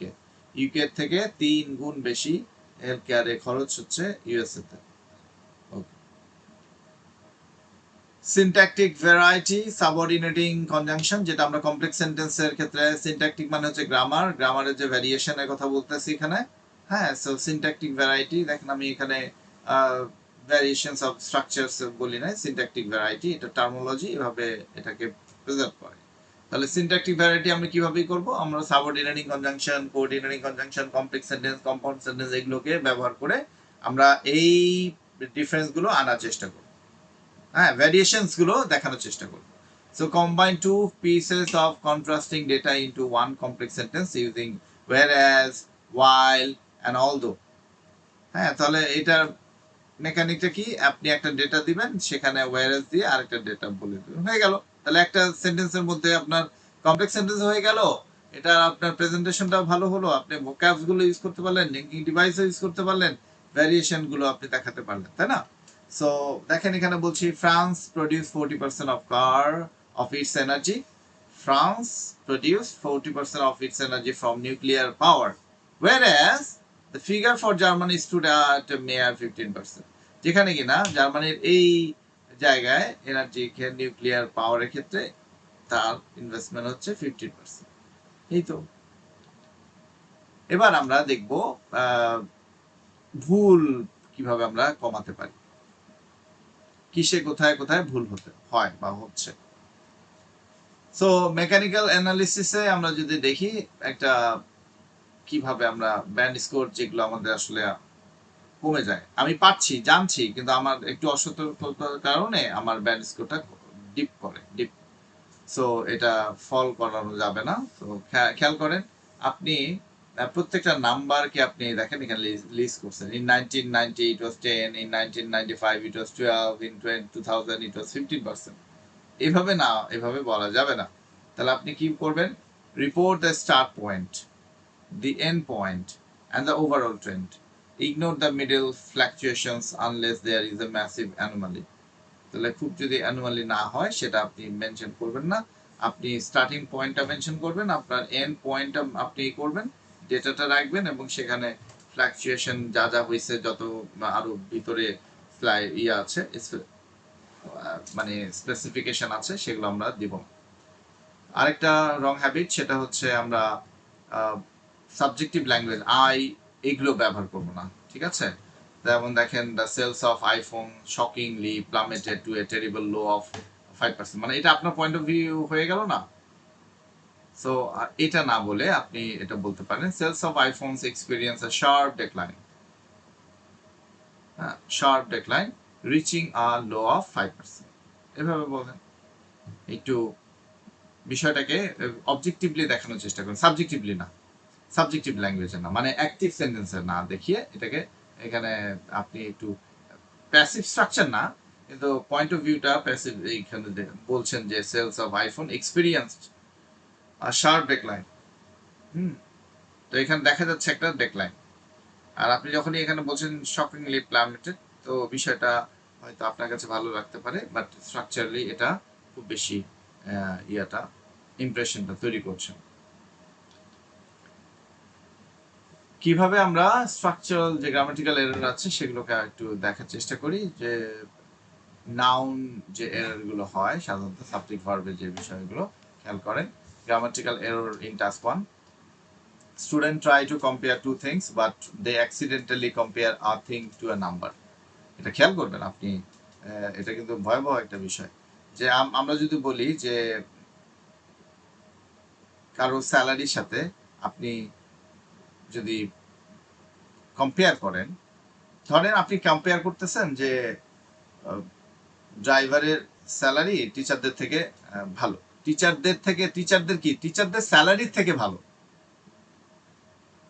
তাই না? অনেক প্রতিষ্ঠানে কিছু কিছু প্রতিষ্ঠানে আছে ড্রাইভারের স্যালারি কিছু কিছু প্রতিষ্ঠানে টিচারদের থেকে বেশি। টিচারদের কি থেকে বেশি? টিচারদের থেকে বেশি না, স্যালারিটা বেশি। ড্রাইভারের স্যালারিটা টিচারদের স্যালারি থেকে কিছু কিছু প্রতিষ্ঠানে বেশি। তাহলে আপনি এখানে কি করছেন? আপনি বলছেন ড্রাইভারদের স্যালারি অনেক প্রতিষ্ঠানে টিচারদের থেকে বেশি, টিচারদের থেকে বেশি কি বাবা, টিচারদের কি থেকে বেশি, এইরকম আর কি সেন্সটা আমি একটু আপনাদের দেখলাম। দেখেন এখানে সেন্টেন্সে আমি এখানে লিখেছি, দেখেন আপনি বলছেন এখানে the percentage of car sales in Japan was 40%, which is much higher than Brazil। ঠিক আছে? So then the entire country of Brazil, এই ব্রাজিলের থেকে দেন ব্রাজিল, এখানে ব্রাজিলের কি, এখানে তো আপনি বলছেন যে পার্সেন্টেজ অফ কার সেলস, এই কথাটা বলেছেন জাপানে কার সেলস এর পার্সেন্টেজটা বলতেছেন এত, which is much higher than Brazil. এগুলো বোঝা যায় না কিন্তু সূক্ষ্ম জিনিস, আপনিও হয়তো একটু বুঝতে কষ্ট হচ্ছে। তো এই বিষয়টা বুঝেন। তো আমরা একটা দেশের সাথে আমরা তার একটা ইউসেজের পার্সেন্টেজের তুলনা করে ফেললাম, তো এটা গ্রামাটিক্যালি একটা ভুল। এটা grammatically this sentence says 40% is higher than the entire country of Brazil, তাই না? তাহলে কি হতো এখানে? আমি সেন্টেন্সটা কারেক্ট কি হতো? The percentage of car sales in Japan was 40%, which is much higher than that of Brazil. ব্রাজিলের যেটা, ব্রাজিলের, আর আপনি করলেন দেন ব্রাজিল, এই জায়গায় ভুল হয়ে গেল। বুঝতে পেরেছেন? মানে হচ্ছে or higher than the figure for Brazil, এভাবে। তাই এগুলো কিন্তু সূক্ষ্ম জিনিস, এগুলো স্টুডেন্টরা খেয়াল করে না। এগুলো আপনি এভাবে হয়তো কোথাও লেখা থাকে মুখস্থ করে দিয়ে স্টুডেন্টরা লিখছে, এবং এই বিষয়গুলো কিন্তু এরর থাকে। এটা কিন্তু আপনি যখন 5.5 এর জন্য এই ইয়াটা ঠিক আছে, আপনি এগুলো ভুল হিসেবেই কাউন্টেড হয়, এই জন্যই কমে যায়। কিন্তু আপনি যদি ভালো ব্যান্ড স্কোর পেতে চান, 7+ পেতে চান, 8 পেতে চান, তাহলে আপনাকে এগুলো খেয়াল করতে হবে। ওকে, টেন্সের কলিশন তৈরি হয়ে যায়। হ্যাঁ, আপনি একই সেন্টেন্সের মধ্যে প্রেজেন্ট পাস্ট সব মিক্স করে লিখে ফেলেন, আপনি মনে করছেন ঠিকই তো আছে, তা এই বিষয়টা ঠিক থাকে না। আপনার সেন্টেন্স অবশ্যই একই ইয়েতে হতে হবে, সিকোয়েন্সটা যেন ঠিক থাকে। So when a table or chart includes a future date, যেমন ধরেন 2030, students frequently mess up their verbs, তাহলে এটা আপনাকে ফিউচার টেন্সে লিখতে হবে না? আপনি ফিউচার টেন্সটা না লিখে যদি প্রেজেন্ট ইনডিফিনিটলি লিখেন তাহলে কেমন হবে? বা আপনি এইভাবে যদি এক্স্যাক্টলি ডেটা ইউজ করেন সেক্ষেত্রে you can't use past tense for the future and you can't use factual present tense, you must use the language of projection যেটা আমরা শিখেছি কিছু। In 2030 the population will be 5 million. এটা আপনি কিভাবে বলতে পারেন? আপনি 2030 সালে, এখানে কিন্তু আমি টেন্স ঠিক, আপনি হয়তো মনে করছেন স্যার টেন্স তো ফিউচার টেন্সই হবে, কিন্তু 5 মিলিয়ন যে হবে আপনি কিভাবে বুঝবেন? বা আপনি আগামী বছরে এটা হবে, এটা আপনি এটা প্রজেকশনের ইউজটা এভাবে বলতে হবে। আপনি এখানে বলতে পারেন এভাবে, ইজ প্রজেক্টেড, যেমন বলেন is expected in 2030 the population is projected to reach 5 million, এটা বলতে পারেন। কিন্তু আপনি যদি বলেন উইল বি 5 মিলিয়ন, এটা কিন্তু খুবই বেসিক লেভেলের ইউজ হয়ে গেল, এটা কিন্তু আপনি বুঝতে পারতেছেন না, মনে করছেন না ঠিকই আছে। এটা হয়তো ডেটাতেও দেয়া আছে 5 মিলিয়ন, এখানে দেখানো হচ্ছে 2030-এ 5 মিলিয়ন, হ্যাঁ সংখ্যাটা লেখা আছে, আপনি ওটা লিখে দিলে will be 5 million, will be 5 million হবে না। এখানে আপনাকে এই ভার্বটাকে ঠিক করতে হবে। 2030-এ এটা একদম ডেফিনিট ফিউচার তো হইতে পারে না। So in 2030 the population is projected to reach 5 million, the figure is anticipated to rise to 5 million, এভাবে লিখতে পারেন, এভাবে লিখতে পারেন, বুঝতে পেরেছেন? সো এক্সাক্ট ফিউচারে কখনো আপনার ডেফিনিট অ্যাবসলিউট করা যাবে না, ফিউচারটা ফিউচারই, এটা আমরা জানি না কেউ। সো ওটা সবসময় এক্সপেক্টেড, অ্যান্টিসিপেটেড, প্রজেক্টেড, এইভাবে আমরা লিখবো ভার্বগুলো, একেবারে পিওর ফিউচার দিয়ে দেবো না। এটা খেয়াল করে না স্টুডেন্টরা, এটা কিন্তু আপনার মাথায় নিতে হবে, ফিউচার কখনো ডেফিনিট করে বলা যায় না। যেমন আমরা কোনো কিছু ফিউচারের ক্ষেত্রে কি আমাদের কালচার কি, মুসলিম কালচারে, ইসলামিক কালচারে সেটা হচ্ছে ইনশাআল্লাহ বলতে, ফিউচার কোনো কিছুই যদি হবে ইনশাআল্লাহ, তো আপনি তো জানেন না এটা হবে বা এটা ডেফিনিট হইতে পারে না, তো ওটা কালচারের মধ্যে আছে। একই রকম আপনি ল্যাঙ্গুয়েজে যখন ব্যবহার করছেন আপনাকে কিন্তু সেটা পিওর ফিউচার স্ট্রাকচার ব্যবহার করা যাবে না। ওকে, দ্য আর্গুমেন্টেটিভ অ্যানালিসিস কি আপনারা করি আমরা সাধারণত ফেক একটা টপিক সেন্টেন্স একটা দিয়ে দিই, ফেক কিরকম, there are many advantages there are many advantages to this trend which I will discuss below। কেমন হলো না, ভেগ হলো না, এটা ফেক। মানে কি ট্রেন্ড, আপনি মেনি অ্যাডভান্টেজেস কোনটা ডিসকাস করবেন, আপনি কোনো কিছুই কিন্তু করছেন না, এটা আসলে this means nothing. The examiner learns zero about the students argument, কি বলতে চাচ্ছেন আপনি নাই এখানে। আপনি বলতে পারেন the primary advantage of remote work is a significant reduction in corporate overhead cost. আমরা এটা বলি there are several advantages and disadvantages of traffic jam, না এবার বলে দিয়ে আমরা একটা ভেগ একটা লিখে ফেলি। তো এই রকম কম্পিটিটিভ এক্সামে বা আইএলটিএস যে রাইট আপে আপনি যদি একটা বেটার ব্যান্ড স্কোর পেতে চান, তাহলে কোনো কিছু ফেক এবং কোনো কিছু ভেগ, ভেগ যেটা বলছে ভেগ, হ্যাঁ আনক্লিয়ার, সেই বিষয়টা আমরা ইউজ করতে পারবো না। আচ্ছা, সো যেটা বলছি যে টপিক সেন্টেন্স আপনাকে কি করতে হবে, topic sentence must contain the core argument. The primary advantage of remote work is the significant reduction in corporate overhead costs. ওকে, আরো চলেন আমরা আরো কিছু বিষয় দেখি যে এটা আমরা ওভার জেনারেলাইজ করে ফেলি মাঝে মাঝে, এটাকে বলছি ওভার জেনারেলাইজিং ট্র্যাপ। স্পেসিফিক হতে হবে, কি বলতে চাচ্ছেন ক্লিয়ারলি বলতে হবে। হ্যাঁ, অনেকেই বলছিল যে আমাদের ছুটি, অনেকে বলছিল, ডেফিনিট করেন, নির্দিষ্ট করেন, স্পেসিফিক করতে হবে। আর্গুমেন্ট যখন আপনি বলছেন আপনাকে ক্ল্যারিটি থাকতে হবে। So everyone uses smartphones today and teenagers are always addicted, দেখেন are always addicted to social media which makes them depressed, তাই না? সো এখানে কি করবেন, আমরা হেজিং ল্যাঙ্গুয়েজ ইউজ করব। হেজ কিভাবে, সিগনিফিক্যান্ট মেজরিটি, আমি কি করেছি এভরিওয়ান, ওভার জেনারেলাইজ করে ফেলতেছি। এভরিওয়ান ইউজেস স্মার্টফোনস টুডে, যারা ব্যবহার করে না, যারা বাটন ফোন ইউজ করে তারা কি এভরিওয়ানের মধ্যে পড়ছে? বা যারা ফোন ইউজ করে, অনেকেই আছে ফোন ইউজ হয়তো করে না। এভরিওয়ান বলতে তো আপনার জনগণের মধ্যে সবাইকে বোঝাচ্ছেন। তো যারা ভূমিষ্ঠ শিশু তারা কিভাবে ফোন ইউজ করতেছে? আপনি বলছেন না আমি দেখছি ওরা ব্যবহার করে। তো ছোট, এখন এভরিওয়ান বলতে আমি যেটা বলছি, এভরিওয়ান বলতে কি বোঝাচ্ছেন আপনি? আপনি হয়তো মানে হ্যাঁ মিন করছেন যেটা, সেটা তো আপনার ল্যাঙ্গুয়েজে আসতেছে না। ল্যাঙ্গুয়েজে এভরিওয়ান বলতে তো সবাইকে বোঝাচ্ছেন আপনি। এটা ওভার জেনারেলাইজ হয়ে গেল না? এটা বলা যাবে না। এখানে হেইজ করতে হবে, হেইজ। আপনি তো মেক শিওর, আপনি শিওর করতে পারছেন না। You can't make sure that সবাই ব্যবহার করছে। এখানে আমরা বলবো আ সিগনিফিক্যান্ট মেজরিটি। তো এখানে আপনার তো ল্যাঙ্গুয়েজটা ইমপ্রুভ হয়ে যায়। আ significant majority, most of us ব্যবহার করে।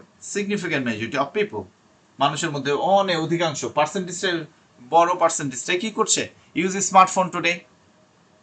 অ্যান্ড টিনেজার্স অফেন অলওয়েজ না। টিনেজাররা তাহলে ঘুমায় না নাকি? আপনি যদি বলছেন always addicted to social media, always always বলতে কি বোঝায়?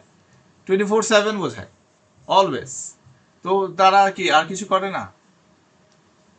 এই যে ব্যাপারগুলো, এইগুলোকে আমরা এই যে হেজ করে বলা। দেখেন আপনি বললেন often display signs of addiction to social media which can contribute to higher rates of depression. তা আপনি এখানে কি বলেছেন? which makes them depressed. এটাও একটা ওভার জেনারেলাইজ করা। তাহলে which can contribute, যেটা আসলে ভূমিকা রাখতে পারে তাদের ডিপ্রেশনে, হায়ার রেটের ভূমিকা রাখতে পারে। দেখেন আপনি হেজ করে কথা বলা, ওইটাই আপনি একেবারে অ্যাটাক করে মানে ডিরেক্ট করে কথা বলছেন, কিন্তু ডিরেক্ট করে কথা বলে বিষয়টা অ্যাকুরেট হচ্ছে না। কিন্তু আপনি হেজ করে কথা বলে বিষয়টা অনেক বেশি অ্যাকসেপ্টেড হচ্ছে, লজিক্যাল হচ্ছে। একদম ডেফিনিট করে কথা বললে মাঝে মাঝে সেটা ইলজিক্যাল হয়ে যেতে পারে। বুঝতে পেরেছি? তো এই যে বিষয়টা, এটাও আমাদের একটা ওভার জেনারেলাইজেশন ট্র্যাপ, যেটা আমরা করব না। আমরা এভাবে সেন্টেন্সগুলো ইমপ্রুভ করার চেষ্টা করব। আর একটা যে জায়গা, সেটা curing the argumentative flaws that destroy task response. Task response যেটা absolute trap. Examiner actively look for students who make sweeping, ঝাড়ু দিয়ে, হ্যাঁ, আনপ্রুভেবল ক্লেইমস, যেটা প্রুভ হয়নি এইরকম আনপ্রুভেবল ক্লেইমস তারা করে ফেলে, ক্লেম করে ফেলে লেখার মধ্যে। Using words like all, every, always, never, everyone will cap your task response score. এটা আরো নিচে নেমে যায়, হ্যাঁ, 6-এর নিচে নেমে যায়। এটা ল্যাক অফ একাডেমিক নুয়েন্স, মানে ডিটেইলিং করতে পারছে না। যেমন দেখেন আপনি বলছেন social media always causes depression in teenagers. এটা ফলস, এটা কখনোই সবসময় করে না, হইতেই পারে না। সো এটা কি হতে পারে? এই যে হেজিং শিখিয়েছি আপনাদেরকে, কয়েকটা লেকচারে হেজিং নিয়ে আলোচনা হয়েছে, স্পোকেনের কোর্সেও আছে। Excessive use of social media has a strong tendency to exacerbate. Exacerbate এটা আরেকটা শব্দ। Depressive symptoms in vulnerable teenagers, তাহলে এটা কিন্তু একটা ডিপ্রেসিভ একটা সিমটম তৈরি করে ফেলে। যারা একটু টিনেজাররা ইমোশনালি চার্জড বা অনেক কিছু অনেক রকম ভাবে তাদের ভালনারেবল অনেকভাবে হইতে পারে। দেখেন এটা একটা হেজিং ওয়ার্ড, ভালনারেবল।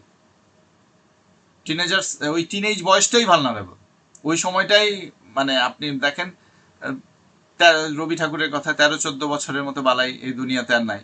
তখন তারা ইমোশনালিও চার্জ থাকে, তারা অনেকভাবে তারা বিভিন্নভাবে ডিস্ট্রাক্টেড থাকে এবং ডিমোটিভেটেড থাকে, আবার অন্যদিকে নেগেটিভ দিকে খুব বেশি এনকারেজড, একেবারে ইমপ্রেসডও থাকে তারা। বুঝতে পেরেছেন? যেটা তাদের জন্য ধ্বংসাত্মক সেই বিষয়গুলো তারা বেশি ফোকাস করে, যেটা তাদের সময়ের কাজ না সেই কাজগুলো তারা থাকে, এই জন্য তারা ভালনারেবল। বুঝতে পেরেছেন? এই টিনেজ পিরিয়ডটাই ভালনারেবল। তো এইটা আপনি সবসময় এইভাবে এটাকে ব্যবহার করতে পারেন। এটা হেজ ওয়ার্ড এবং এটা খুব একাডেমিক একটা এক্সপ্রেশন। তো এই হচ্ছে বিষয়, কখনো অলওয়েজ এভাবে না ব্যবহার করা।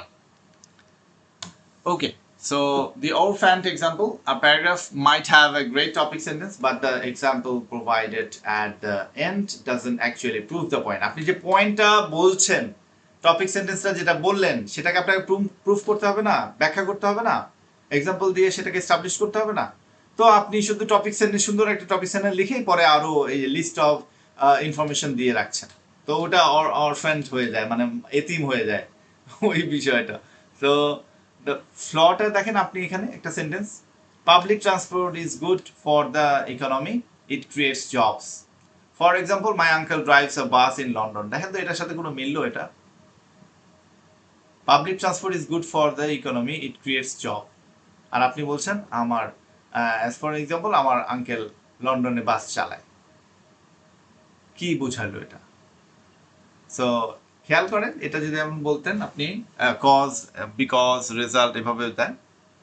Public transport infrastructure, public transport infrastructure stimulates, ত্বরান্বিত করে, stimulates the local economy by generating widespread employment.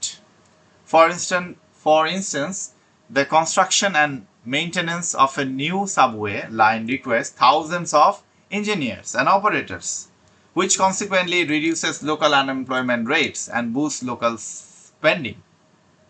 তাই না? আপনি খেয়াল করেন আমাদের মেট্রো রেল বলেন বা যে এগুলো মেনটেন্যান্সের জন্য লোক প্রয়োজন হয় না, এগুলো সার্ভিস প্রোভাইডার তো প্রয়োজন হয়, রিক্রুট করতে হয়েছে। শপাচেক মানুষ তো এটার সাথে জড়িত, এমপ্লয়েড। তো এই জায়গাগুলো তাহলে কি করছে, যখনই আপনার একটা ইনফ্রাস্ট্রাকচার যখন ডেভেলপ হবে, একটা পাবলিক ট্রান্সপোর্ট ইনফ্রাস্ট্রাকচার, যেগুলো সামনে আমাদের বাস ট্রান্সপোর্টেশনের কথাও চিন্তা করা হচ্ছে, সেটা কি করবে? ত্বরান্বিত করবে না, স্টিমুলেটস করবে কিসে? লোকাল ইকোনমিকে। কারণ মানুষের হাতে যদি টাকা আসে, মানুষের জব হয়, তাহলে সেটা ওয়াইড স্প্রেড টাকা তো ছড়িয়ে যাবে সমাজের মধ্যে। তো এই বিষয়টা। So an example must be followed by a statement explaining the result or the impact of the example of that example. Okay, thesis আর ওভারভিউ, এটা একটা কনফিউশন স্টুডেন্টদের থাকে, বা আপনারাও অনেক সময় এটা কনফিউজ, কিন্তু হয়তো ভাবে প্রশ্ন বা বলে মানে বলা হয় নাই। তো সেই বিষয়টা আজকে আপনাদেরকে ক্লিয়ার করি, যেহেতু আপনারা এখন পুরো টেস্টের ফরম্যাটে চলে যাচ্ছেন, নিজেদের মধ্যেও প্র্যাকটিসের মধ্যেও আপনারা রাইট আপ লিখবেন, আপনারা লিসনিং প্র্যাকটিস করবেন, আপনারা রিডিং প্র্যাকটিস করবেন, টেস্ট দিবেন। আমি আপনাদের অ্যান্সার শিটগুলো আপনাদেরকে দিয়ে দিব যেন আপনারা প্র্যাকটিস করতে পারেন, সেগুলো প্রিন্ট আউট করে আপনারা এগুলোতে প্র্যাকটিস করতে পারেন। আপনারা রাইটিংয়ের আমি সেটারও এক্সাম পেপারের মতো করে আপনাদের ফর্মে দিয়ে দেবো, টাস্ক 1 টাস্ক 2 ওভাবে লিখবেন, লাইন টানা পেজ দিয়ে দেবো। আপনার অ্যান্সার শিটের সেটাও আমি দিয়ে দেবো, সেটা আপনারা হাতে কলমে প্র্যাকটিস করেন। আর যখনই আপনারা মোটামুটি 2 সপ্তাহ প্র্যাকটিস হয়ে গেল, তারপর তো আমরা শুরু করব আমাদের মক টেস্ট। যখন শুরু করব তখন বিষয়টা ভালো হবে। শুরুতে আপনি মক টেস্ট দেওয়ার জন্য এখন নিজেকে তৈরি করবেন। তো এই সময়টা আপনার জন্য সামনে সবকিছু দেয়া। আজকে যেমন রাইটিং এর পুরোটা আপনাকে আলোচনা করে দেয়া গেল, কি কি ভুল করছেন বা করতে পারেন, কিভাবে লিখবেন না, কিভাবে চিন্তা করতে হবে। তো এই বিষয়গুলো আমি কি চেষ্টা করব, আপনাদের যে লেখা আপনারা নিয়মিত সাবমিট করবেন, এগুলো আমি মনিটর করার চেষ্টা করবো যে এই ব্যাপারগুলো এগুলো মেনশন করা হয়েছে, আপনি এগুলো ভুল করছেন যেন আপনিও ধরতে পারেন। সেই জন্যই আজকের এই লেকচারটা এভাবে সাজানো। ওকে, সো থিসিসে আপনি আর ওভারভিউ দেখেন, টাস্ক 1 কোনো এই জায়গায় হ্যাজ অ্যান ওভারভিউ টাস্ক 1-এ, আর টাস্ক 2-এ কিন্তু থিসিস, টাস্ক 2-এ কিন্তু আপনার ওভারভিউ নাই। বুঝতে পেরেছেন? আর factual summary of data, no opinions, no I think. এখানে আই থিঙ্ক এইগুলো বলা যায় না, যে এখানে কি করছে, এখানে কি দেখা যাচ্ছে, সেটা আপনাকে ওভারভিউ দিতে হয়। Task 2 has a thesis, a clear statement of year position. যেমন ধরেন আপনি বলছেন ডু নট, এই জায়গায় কখনো করবেন না overall it is clear that, এটা বলবেন না। টাস্ক 2-এ দয়া করে টাস্ক 2-এ ওভারভিউ, ওভারঅল এই কথাটা লিখবেন না। ওভারঅল ইট ইজ ক্লিয়ার এইভাবে লিখবেন না। ইন আ টাস্ক 2 কনক্লুশন, এটা বলবেন না। ইন কনক্লুশন আপনি বলবেন, in conclusion I firmly believe that. How to organize data when the exam gives you 4 pie charts at once? একসাথে 4টা pie chart যদি আপনি দেয়া হয়, তাহলে আপনি কি করবেন? When examiners present 4 pie charts, as for an example comparing 2 countries across 2 different years, test takers panic and try to write 4 separate paragraphs. This destroys coherence and cohesion. You must cross reference. একটার সাথে একটাকে মিলাই নিতে হবে, হ্যাঁ? তো আলাদা আলাদা 4টা করা যাবে না। Okay, so the category versus time grouping, category versus time, এই গ্রুপটা একসাথে করে ফেলতে পারেন। কান্ট্রি এন্টিটি এটা করতে পারেন। So you have 2 choices for structuring a pie chart essay. Group করতে পারেন কান্ট্রি এন্টিটি, এইভাবে মানে আপনি ক্যাটাগরি কি করতেছেন টাইম এটার সাথে। তো একটা আপনি করতে পারেন country entity. Paragraph 1 is country A both years, মানে এই একটা দেশ এই 2000-এ কত ছিল, 2020-এ কি ছিল, এটা আপনি করলেন। Paragraph 2 is country B both years, বুঝতে পেরেছেন? তো এইভাবে আপনি এটা সহজ। আরেকটা গ্রুপিং করতে পারেন সেক্টর ক্যাটাগরি ওয়াইজ, যেটা ভালো ব্যান্ড স্কোর ক্যারি করে, এটা লিখেও দিয়েছি আপনাকে। Paragraph 1 is the dominant sectors in both countries. Dominant মানে একটা দেশের ডমিনেন্ট সেক্টরসগুলো অ্যাক্রস বোথ ইয়ার্স, একটা কান্ট্রিতে ডিফারেন্ট ইয়ার্সের মধ্যে কি কি ঘটনাগুলো ঘটেছে এবং ডমিনেন্ট সেক্টরগুলো কি। আর প্যারাগ্রাফ 2 এ মাইনর সেক্টরগুলো, একটা হচ্ছে ডমিনেন্ট সেক্টর আর একটা হচ্ছে মাইনর সেক্টরগুলো নিয়ে এভাবে আপনি আলাদা করতে পারেন। হ্যাঁ, গ্রুপিংটা আপনার ওয়াইজ। দেখেন এখানে question, the pie chart below show the primary reasons for migrating to and from the UK in 2007 and 2017. Assume 4 charts: immigration 2007, immigration 2007, immigration 2017, okay, immigration 2007, এভাবে যদি আপনি চারটা আলাদা করেন, formal study, definite job, looking for work, accompanying family, other, এরকম বিভিন্ন জিনিস। এই দেখেন খেয়াল করেন, এইরকম যদি একটা পাই চার্ট আসে আপনি তো পুরো একেবারে টেন্সড হয়ে যাবেন যে এইটা কি, আমি কিভাবে লিখবো। তখন কি করে স্টুডেন্টরা চারটা আলাদা আলাদা প্যারাগ্রাফ লিখে শুরু করে দেয়। তাহলে আপনাকে ইমিগ্রেশনে খেয়াল করতে হবে ইউকে, আর ইমিগ্রেশন দেখেন ফ্রম ইউকে, একটা হচ্ছে টু ইউকে, ইউকেতে যারা ইমিগ্রেন্ট হয়ে আসতেছে অন্য দেশ থেকে, আর দেখেন এটা ইমিগ্রেশন ফ্রম ইউকে, বুঝতে পেরেছেন? একটা হচ্ছে ইন হচ্ছে আর একটা হচ্ছে আউট হচ্ছে, এক্সিট হচ্ছে, বুঝতে পেরেছেন? ইমিগ্রেশন এমিগ্রেশন দুটো কিন্তু বানান দেখেন, এটা আই দিয়ে এটা ই দিয়ে। সো ফ্রম, তাহলে এই বিষয়টা আপনি কিভাবে ডিল করবেন? তাহলে 2007-এ ইউকেতে এসেছে কি কি পারপাজে, আর 2017-তে ইমিগ্রেশনে মানে কি কি পারপাজে এসেছে। ডেফিনিট জবে দেখেন 29, এখানে 30%। এখানে আপনাকে কি বলেছি, সবচেয়ে বড় স্লাইসটা দেখবেন, সবচেয়ে ছোট স্লাইসটা দেখবেন। আবার ফর্মাল স্টাডিতে দেখেন 2007-এ গেছে, বাইরে গেছে কত পার্সেন্ট, 4%, যেটা বেড়েছে ছোট স্লাইসটা। আর বড় স্লাইস যদি দেখেন ছিল কোথায়, সাথে কি ছিল বড় স্লাইস, 31% ছিল। আর এখানে 2017-তে এসে বড় স্লাইস হয়েছে কি আদার্স, তাই না? তো এইভাবে আপনাকে আইডেন্টিফাই করতে পারেন। আপনি সাথে আসা এবং যাওয়া এটা ইউকেতে বলতে পারেন, আর 17-তে আসা এবং যাওয়া এটা আলাদা করতে পারেন, অথবা আপনি 7-17-তে ইউকেতে আসাটার ব্যাপারে বলতে পারেন, আরেকটা সেগমেন্ট করতে পারেন। যে কোনো ভাবে আপনি এটাকে হয় আপনি এভাবে ভাগ করেন,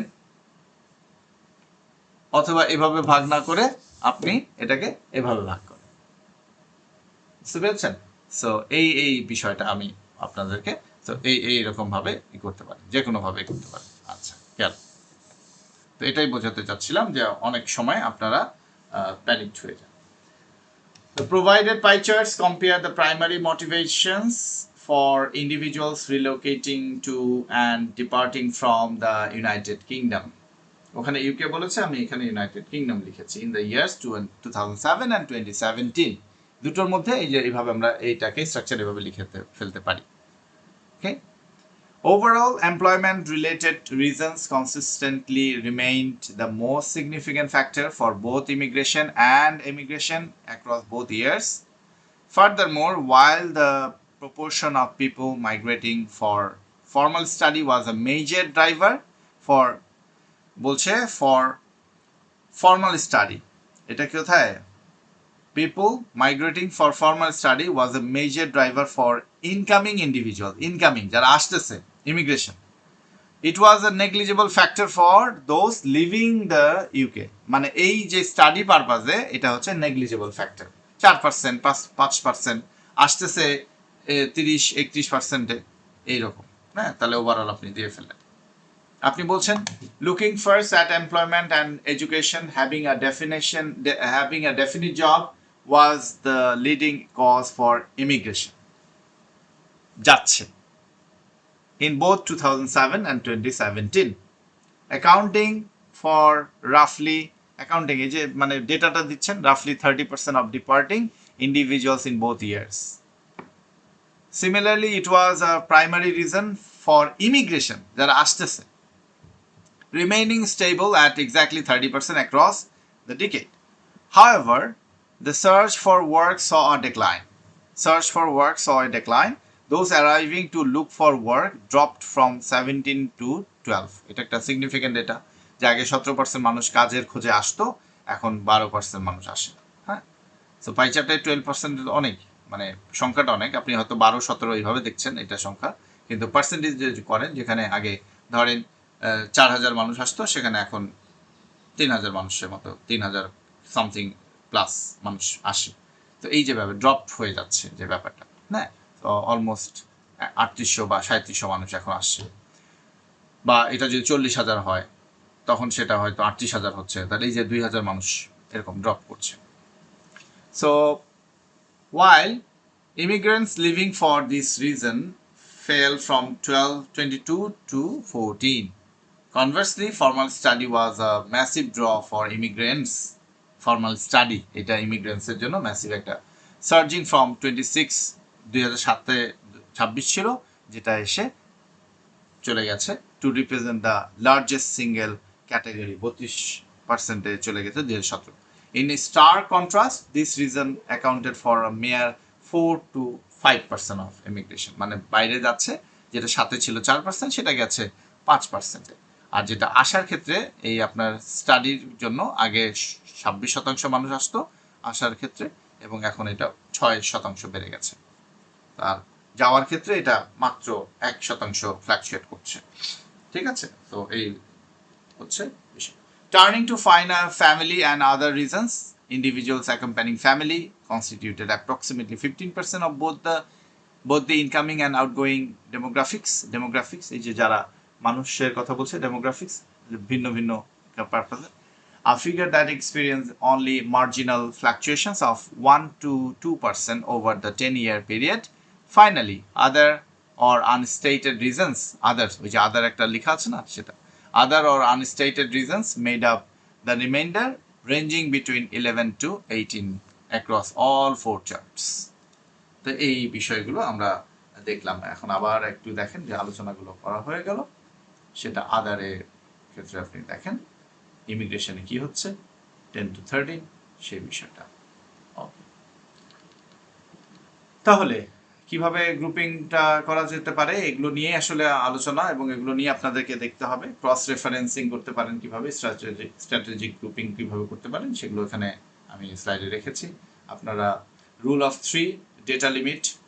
দ্য রুল কি, never put more than 3 numbers in a single sentence. একটা সেন্টেন্সের মধ্যে এত বেশি মানে নাম্বার দিবেন না প্লিজ। হ্যাঁ, আপনি যদি এভাবে লিখেন London was 100, Paris was 80, Tokyo was 70 and Madrid was 60, it reads like a grocery list. এটা করবেন না প্লিজ।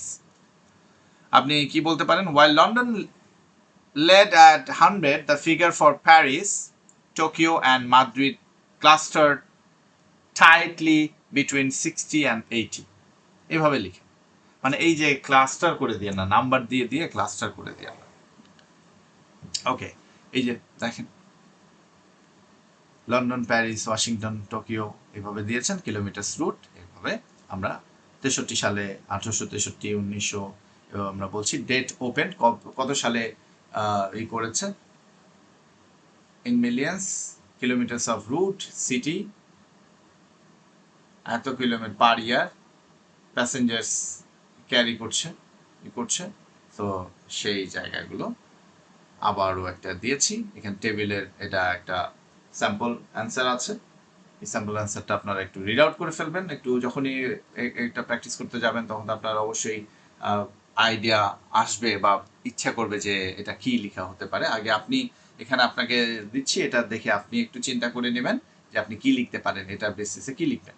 তারপরে আপনি এখানে একটু স্যাম্পল অ্যান্সার আপনাকে দিয়ে রেখেছি, সেই স্যাম্পল অ্যান্সারটা আপনি দেখলে আপনার জন্য একটু সুবিধা হবে যে আচ্ছা আইডিয়াটাকে এইভাবে অর্গানাইজ করা যায়। সো মনে রাখবেন, it is out of many ways, এটা একটা ওয়ে, তাই না? This is one way actually I presented here on the slides. Out of many ways you can present, you can write. তো এটাই ডেফিনিট কিছু না বা এটা মুখস্থ করে ফেলতে হবে এমন কিছু না। আইডিয়াটা কিভাবে জেনারেট করা যেতে পারে, কিভাবে অর্গানাইজ করা যেতে পারে সেই বিষয়টা শেখার চেষ্টা করবেন, নাকি আপনি কোনো সেন্টেন্স মুখস্থ করে ফেলার চেষ্টা করবেন। সো এখানে আমরা আবার কন্ট্রাস্ট দিয়ে একটা প্যারাগ্রাফ লিখেছি ওই টেবিলের। সো সেখানে কিভাবে আমরা ওভারভিউ, লজিক্যাল ডিভিশনগুলো কিভাবে করেছি সেটা স্লাইডে এই জন্য রাখা যে ক্লাসে অনেক সময় আমরা বড় হয়ে যাচ্ছে, তখন আমরা যেন একটু স্পিড আপ করতে পারি এবং আপনারা এটা দেখে নেবেন। সো ক্লোজিং নোট, আজকে writing is not about inspiration, it is about architecture. In task 1, you are a data analyst organizing chaos into neat boxes. In task 2, you are a lawyer presenting a structurally sound argument. Follow the formulas, group your data logically, and let your advanced vocabulary be the paint on a perfectly built house. তাই না, সুন্দর করে রং যেভাবে দেই আমরা সেটা যেন আমরা করতে পারি। The examiner is not looking for the smartest opinion. কত ভালো আইডিয়া দিতে পারলেন এটা না, আপনি কত ভালোভাবে অর্গানাইজ করে আপনার আইডিয়াটাকে আর্গুমেন্টের মাধ্যমে স্টাবলিশ করতে পেরেছেন, that matters. They are looking for the clearest presentation. In task 1, let the data dictate your paragraphs. Group the big with the big and the small with the small. In task 2, guard your grammar like a fortress. একদম দুর্গের মতো, হ্যাঁ, যেভাবে এই করে protect করে। Never make a claim you cannot support and never compare a percentage to a country. ওই যেটা বললাম যে এত পার্সেন্টের সাথে একেবারে ব্রাজিলের ইয়েটা দেখালাম। হ্যাঁ, precision is what gets you an 8। প্রিসিশনটা খুব দরকার। So if you have any question you can ask. Thank you. ঠিক আছে, ওকে, তাহলে আজকের মতো শেষ করি। Have a good day, enjoy your day. আসসালামু আলাইকুম ওয়া রাহমাতুল্লাহ। ঠিক।